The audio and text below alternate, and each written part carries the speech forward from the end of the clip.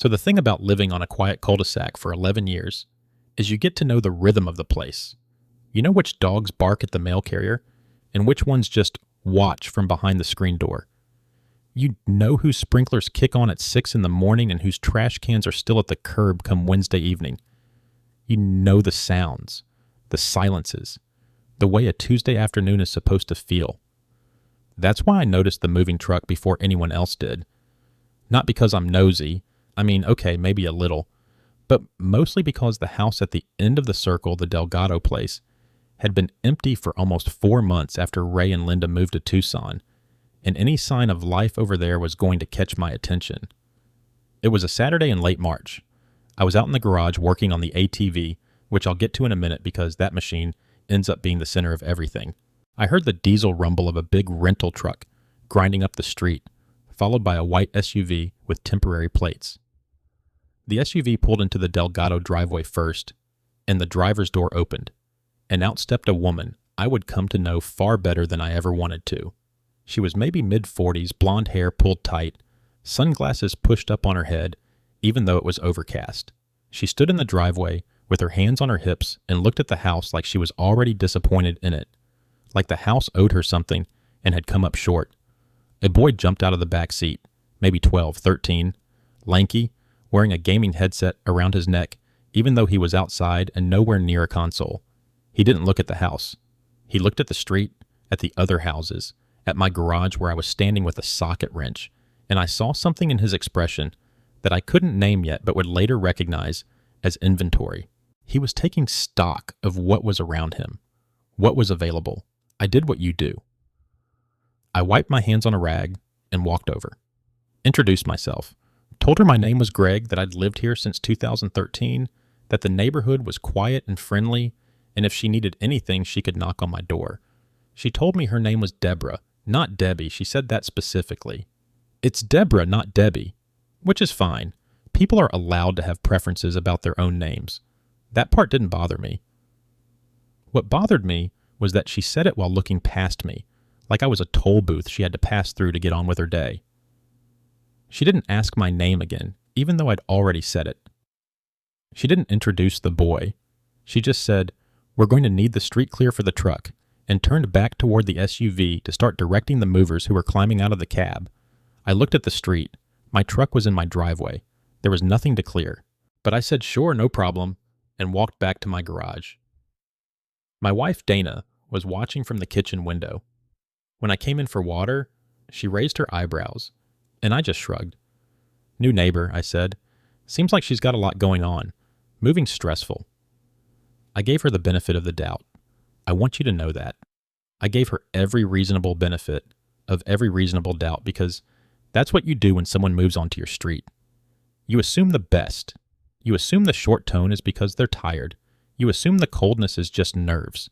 You assume the kid staring at your garage is just curious.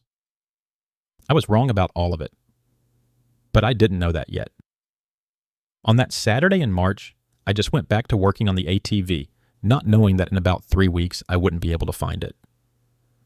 The first time it happened, I almost talked myself out of what I saw. It was a Saturday, early June, the kind of morning where the dew hasn't burned off yet and everything smells like cut grass and possibility. I'd been out back checking on the garden beds, pulling up some volunteer tomato plants that had seeded themselves in the wrong spot, when I heard the shed door rattle. Now, my shed sits at the back corner of my property, right up against the fence line that separates my yard from the Delacroix lot. I keep it padlocked. Always have. Not because I live in a bad neighborhood, but because that's where I store my tools, my mower, and most relevant to this story, my son Tyler's ATV, a Yamaha Raptor 250. Nothing fancy, nothing brand new. But Tyler had saved 2 summers of lawn mowing money to buy it, and I'd matched what he earned dollar for dollar. That machine meant something to him. It represented work. So when I heard that rattle, I set down my trowel and walked over quiet. What I found was Braden Delacroix, 13 years old, standing on an overturned 5-gallon bucket he'd dragged from somewhere, reaching over my fence, and working the padlock like he had every right in the world to be doing it. He wasn't even being sneaky about it. He was just standing there in broad daylight, yanking on the lock with both hands, his tongue poking out the corner of his mouth the way kids do when they're concentrating. I said his name, and he didn't even flinch. He looked at me the way you'd look at a waiter who showed up too early with the check. Annoyed. Inconvenienced. He said, and I remember this clearly because it set the tone for everything that followed. He said, "My mom told me I could use it." I stood there for a second, just letting that sentence exist in the air between us. "Your mom told you that you could use my son's ATV. That's what you're telling me." He shrugged. One of those boneless, full-body shrugs that teenagers have perfected into an art form. "She said you guys aren't using it right now anyway. I told him to get off the bucket, get off my property, and go home." I wasn't harsh about it. I didn't raise my voice. But I was clear, and I was firm. And I made sure he understood that nobody had permission to touch that ATV except Tyler and me. He rolled his eyes so hard I'm surprised they didn't get stuck. But he went.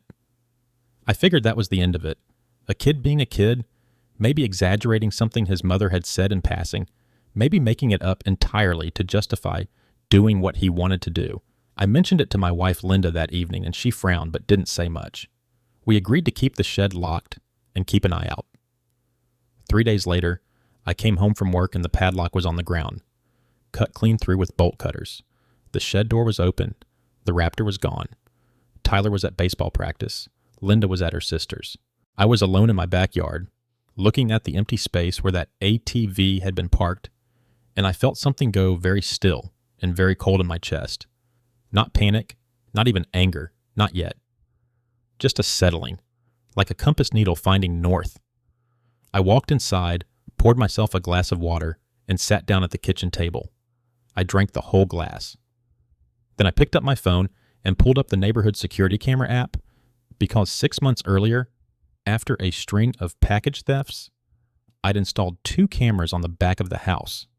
One pointed at the driveway, one pointed at the shed.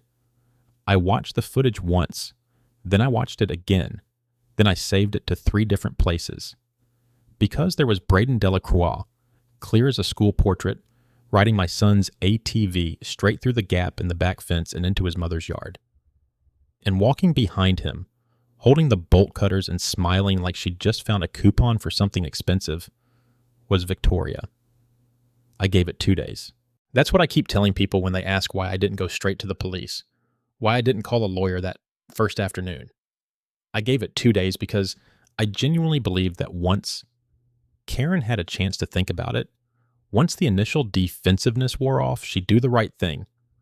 Bring the ATV back, maybe offer some half-hearted apology, and we'd all move on with our lives like neighbors are supposed to do. Instead, what I got on day 3 was a certified letter from the HOA. Now, I need you to understand something about our HOA. It's not one of those massive developments with a management company and a board of 12. It's 15 houses on a cul-de-sac with a shared greenway, and the board is 3 people. Karen had gotten herself elected treasurer the previous spring when nobody else wanted the job. That detail matters. Keep it in your pocket. The letter informed me that my storage of recreational vehicles in visible proximity to the street was in violation of Section 4.2 of the Community Covenants. I had 30 days to relocate the vehicle or face daily fines of $75. It was signed by all 3 board members, but the language was Karen's. I recognized the same breathless, self-important phrasing she used on the neighborhood Facebook group when she complained about people's trash cans being visible on non-collection days. So instead of returning my property, she was using the HOA to punish me for asking for it back. I walked over there that evening, calm. I want to be clear about that because of what she told people afterward. I was calm. I knocked on her door, and I stood on her porch with my hands in my jacket pockets because it was October and the evenings had started to bite. She opened the door about 8 inches and looked at me like I was delivering bad news she already knew about. I said, "Karen, I got this letter. I'd really like to talk about what's going on." She said there was nothing to talk about. The covenants were the covenants. If I had a problem with the rules, I could submit a written appeal to the board and the board would review it at the next quarterly meeting in January. I said I wasn't there about the letter. I was there about my ATV, the one her son Tyler had been riding around the greenway for the past week, the one I had asked her to return. She told me she didn't know what I was talking about. She said Tyler had his own ATV, had had it for months, and that I needed to stop harassing her family or she would be forced to involve the authorities. That was the moment something shifted in my chest. Not anger exactly, more like the quiet click of a lock turning. Because I knew she was lying, and she knew I knew she was lying, and she was standing there in her doorway with that little 8-inch gap, like a castle slit, betting everything on the idea that I wouldn't be able to prove it. I said, "Okay, Karen, I understand. I appreciate your time." And I walked home. My wife was sitting at the kitchen table when I came in. She had her reading glasses on and the HOA covenants pulled up on her laptop. She looked at me over the top of her glasses and said, "How'd it go?" I said, "She's going to say Tyler's ATV is his own. She's going to deny the whole thing." My wife nodded slowly the way she does when she's already 3 steps ahead of wherever I think the conversation is going. She turned the laptop around so I could see the screen. She had the covenants open to section 4.2, and she had highlighted something I'd never noticed in all the years we'd lived there. A clause about board members and conflicts of interest. A clause that Karen, in her rush to weaponize the rules against me, had apparently forgotten applied to her too. My wife said, "Sit down. I think we need to make some phone calls." The thing about Deborah Whitfield is she had a system, and the system worked because nobody had ever bothered to test it. 3 days after she told me to my face that her son deserved my four-wheeler more than I did, she filed a noise complaint against me with the HOA, said my garage door was opening and closing at unreasonable hours, said the sound of my truck idling in the driveway at 6:15 in the morning constituted a disturbance. I work construction. I have worked construction for 11 years.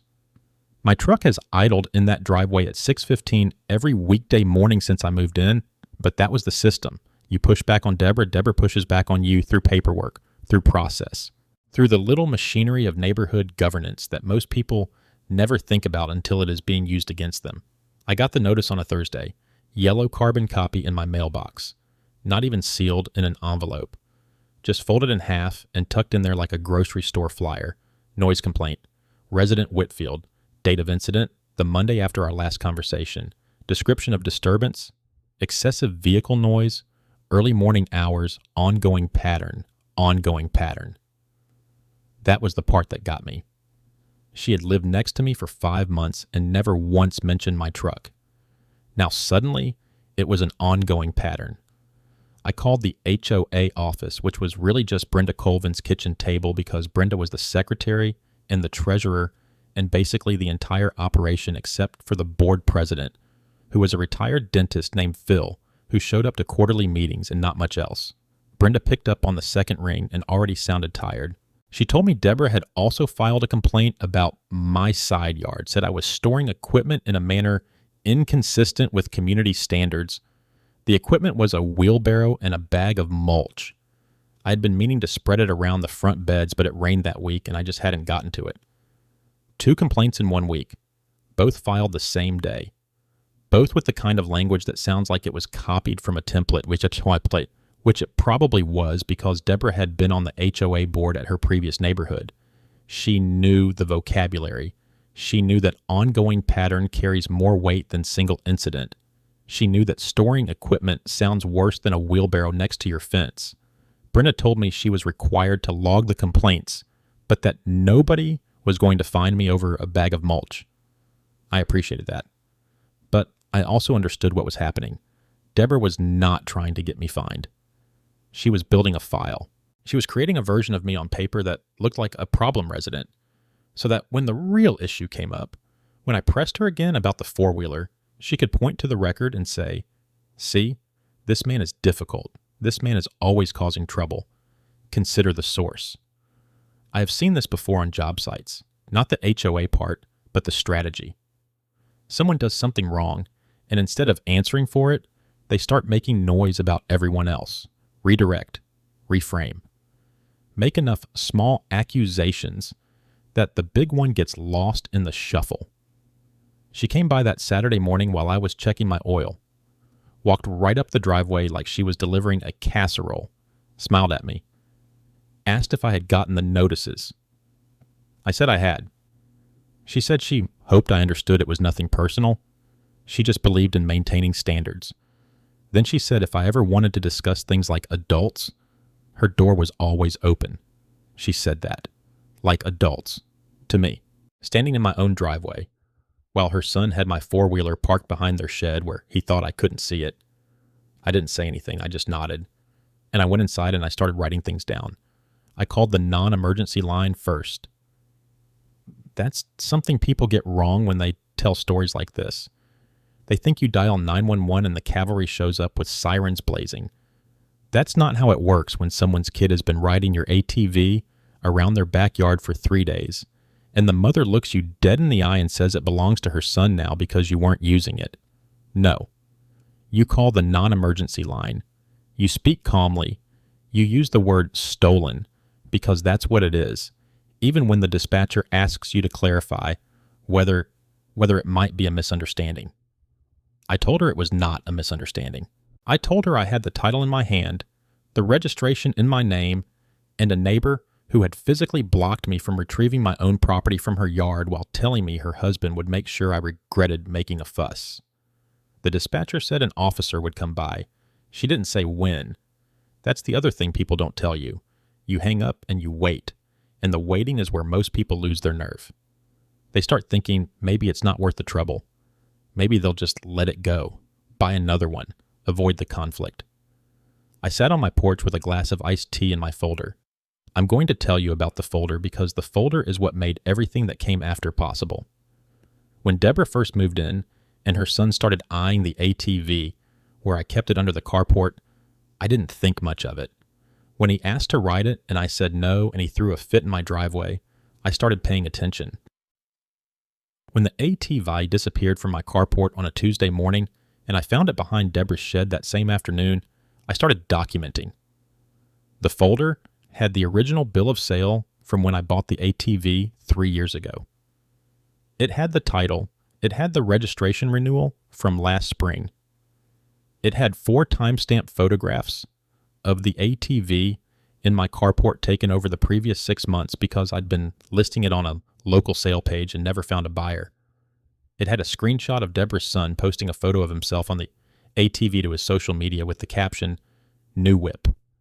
It had a printout of the text messages Deborah sent me after our last confrontation, the ones where she said I was harassing her family and that the ATV had been abandoned and was therefore fair game. Abandoned. On my own property, under my own carport. The folder also had a copy of the HOA bylaws, Section 14, which Deborah had cited when she reported me for having a vehicle cover that was the wrong shade of beige. I included that not because it was legally relevant, but because I wanted whoever opened this folder to understand exactly who they were dealing with. The officer arrived about 90 minutes later. Young guy. Polite. He had that careful expression they wear when they think they're walking into a neighbor's spat that's going to waste an hour of their shift. I didn't argue with the expression, I just handed him the folder. He opened it on the hood of his cruiser and started reading. I watched his face change, not dramatically, just a slow shift from tolerance to attention. He flipped through the photos. He read the text messages. He looked at the title and then looked at me and asked if I'd be willing to sign a formal complaint. I told him I would. I told him I'd been willing to sign one since Tuesday. He asked me to wait on the porch. Then he walked across the street to Deborah's house and knocked on her door. And I heard her voice before I saw her face, already loud, already certain that whoever was knocking was about to hear exactly how things worked around here. I took a sip of my tea. The ice had melted, but I didn't mind. Some things are better when you've waited for them. The thing about people who believe they are untouchable is that they never see it coming. Not really. They might worry in the abstract, the way you worry about asteroids or sinkholes, but they don't actually believe the ground beneath them will open up. Karen Delacroix had spent 11 months on Briar Hill Lane, operating under the assumption that her voice was louder than anyone's paperwork, that her confidence outweighed anyone's evidence, and that the sheer force of her indignation could bend any situation back in her direction. She was wrong about all of it. I was in my garage when the cruiser pulled up. Not the same officer from before. This was a detective, plain clothes. Unmarked sedan, the kind of arrival that doesn't announce itself, with lights but carries twice the weight. He had a manila folder under his arm and that particular walk that law enforcement gets when they already know how the conversation is going to end. I recognized it because my brother-in-law is retired state police, and he walks into Thanksgiving dinner the same way when he knows someone ate the last deviled egg. The detective knocked on my door first, asked me to confirm a few things: the ATV serial number, the date I reported it missing, whether I had attempted to resolve the matter with the neighbor directly. I told him yes to all of it, and I showed him the binder. Now I should tell you about the binder. I hadn't mentioned it before because it didn't matter until now. But from the very first week Karen moved in, when her kid rode his dirt bike across my freshly seeded lawn, and she told me I should be grateful someone was breaking in the soil, I started keeping records, dates, photos with timestamps, screenshots of every text message, copies of the 2 certified letters I sent about the ATV, the police report number, the HOA complaint filings and their responses, even the receipt from the original purchase of the four-wheeler 8 years ago, along with the title transfer when I bought it secondhand from my cousin Dale. The detective flipped through it slowly. He didn't say much. He didn't need to. When someone hands you a case already built, you just verify the nails are where they should be. He thanked me and walked across the street. I won't pretend I didn't watch from the window. I'm not proud of it, but I'm not ashamed either. You don't spend nearly a year being called a liar, a troublemaker, and once memorably a psychopath at a neighborhood block party, and then politely look away when the correction arrives. Karen opened the door with her phone already in her hand, recording. That was her move. She recorded everything now, ever since the second police visit, as though the camera was a shield. The detective didn't seem bothered. He spoke to her calmly. I couldn't hear the words from across the street, but I could read the body language like subtitles. She started with the hand gestures, the wide, sweeping arms that meant she was explaining how unreasonable everyone else was. Then came the finger pointing, back toward my house. Then the head shake, the one that said she simply could not believe she was being subjected to this. And then the detective said something that changed her posture entirely. I watched her arms drop. I watched the phone lower to her side.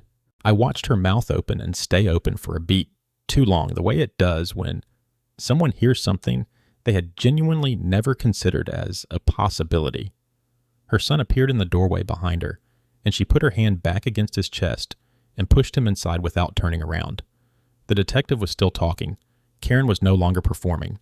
For the first time since she moved to Briar Hill Lane, Karen Delacroix looked like a person who understood that the situation was not going to rearrange itself around her preferences. It was the quietest I had ever seen her. It would not last.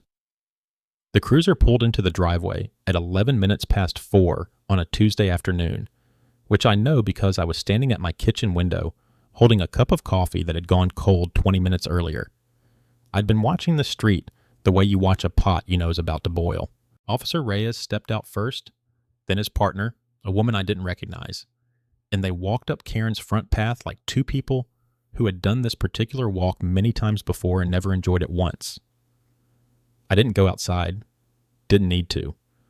The windows were open, and sound carries in this neighborhood the way gossip does, which is to say completely and without mercy. Karen opened the door on the third knock. I could hear her voice before I could make out words. That particular register she used when she believed she was being charming, the one that sounded like someone had taught a smoke detector to flirt. Then the words sharpened. Then they got loud. This is about the ATV again? I already told you people. Officer Reyes said something I couldn't hear. His voice was level and low, the kind of low that comes from training and not from calm. His partner had her hands at her belt, not reaching for anything, just resting there the way you rest your hands when you want them ready, without looking like they're ready. Karen's son appeared behind her in the doorway. I could see his shape, tall for his age, and wider than he'd been when they first moved in. He was wearing a shirt I'd never seen before, bright red, and for some reason, that detail stuck with me more than anything else that afternoon. The bright red shirt on a kid whose mother had spent months telling everyone he could do no wrong. The conversation on the porch lasted maybe 4 minutes. Karen's voice climbed the way it always climbed, through disbelief into accusation into something that wasn't quite screaming but lived in the same zip code. She said the word lawyer 3 times. She said the word harassment twice. She said my name once, and the way she said it made it sound like a crime all by itself. Then Officer Reyes said something, and Karen stopped talking. Just stopped, like someone had found the switch. His partner stepped forward. I saw the handcuffs come out, not fast, not dramatic, just a quiet, practiced motion like someone pulling keys from a pocket. Karen made a sound I had never heard from her before, something between a gasp and the beginning of a word she never finished. Her son stepped back into the house. The bright red shirt disappeared into the dark of the hallway. They cuffed her in front, which I learned later was a small courtesy. She didn't resist exactly, but she didn't cooperate either. She went stiff, the way people go stiff when their body hasn't caught up with what their mind is being told. Officer Reyes guided her down the porch steps with one hand on her elbow, and she walked like someone who had never used stairs before, each foot finding the next step like it might not be there. The neighbors were watching. Of course they were. Mrs. Huang was on her porch, pretending to water a plant that had been dead since March. Dave from 3 doors down had come outside holding a wrench he clearly had no use for. They watched the way people watch when something they expected still manages to surprise them. Karen looked up once as they put her in the back of the cruiser. She looked directly at my house, at my window, and I know she couldn't see me through the glare on the glass, but it felt like she could. Her face wasn't angry anymore. It was something worse than angry. It was the face of someone who had just discovered that the rules were real and that they had always applied to her, and that the world she had built on the assumption they didn't was made of nothing at all. The cruiser backed out of the driveway. It turned left on Maple. It was gone. My coffee was ice cold. I drank it anyway. It tasted fine. The courtroom smelled like floor polish and old coffee, which is about as glamorous as justice ever gets in real life. I sat 3 rows back on one of those wooden benches that make your tailbone ache after 20 minutes, and I watched Karen Del Vecchio learn what accountability looks like when you cannot talk your way around it. Her lawyer tried. I will give him that. He earned whatever she was paying him. He used words like misunderstanding and miscommunication and neighborly dispute, and he painted a picture of a woman who simply believed her son had been given permission to use the ATV. It was a nice story. It just was not true, and the judge knew it was not true because the evidence said otherwise. The prosecutor laid it out plain. The police report. The security camera footage I had handed over willingly, every frame time-stamped and clear as morning. The text messages where Karen had told me in her own words that her son could ride whatever he wanted because nobody was going to do anything about it. Her own words, typed with her own thumbs, submitted as Exhibit 4. I watched her face when they read those texts aloud. She went pale in a way I had never seen on a person who spent that much money on bronzer. Her lawyer put his hand on her arm and she shook it off, which told me everything about how the morning was going for her. The judge was a woman named Owens. She had gray hair pulled back tight and reading glasses she kept pushing up her nose, and she did not seem impressed by anyone in the room, which I respected. She listened to both sides without interrupting. She reviewed the footage on a laptop angled toward her bench. She read the messages herself slowly, like someone who wanted to be sure. Then she spoke, and the room got quiet the way rooms do when someone with actual authority decides to use it. She said the evidence was clear. She said the defendant had been informed repeatedly that her son did not have permission to use the vehicle. She said the defendant had not only failed to prevent the continued unauthorized use, but had actively encouraged it and obstructed the owner's attempts to recover his property. She used the word conversion, which is the legal term for taking someone's stuff and treating it like yours, and she used it 3 times. Karen was convicted on the misdemeanor theft charge. She was ordered to pay restitution for the damage her son had done to the ATV, which her lawyer tried to argue was cosmetic and which the judge called structural after looking at the repair estimate from the shop on Route 9. She received 12 months of probation, community service, a fine that was not enormous but was not nothing. Her son, who was 17, had his case handled separately in juvenile court. I do not know the details of that, and I am not going to speculate. He was a kid who had a mother that never taught him where the line was. I hope someone else does. After the ruling, Karen walked out of the courtroom without looking at me. Her husband, who I had seen maybe 3 times during this entire saga, held the door for her and stared at the floor. They got into their car and drove away, and that was the last interaction I had with either of them that mattered. I sat in my truck in the courthouse parking lot for a few minutes before I turned the key. I was not celebrating. I was tired. The whole thing had taken months and had cost me time and sleep and a security system I should not have needed. But the ATV was back in my garage, repaired and running. The law had worked the way it was supposed to work, and the woman who told me nobody was going to do anything about it had just discovered, under oath and on the record, that somebody did. I drove home. I pulled into my driveway. I closed the garage door behind me. That was enough.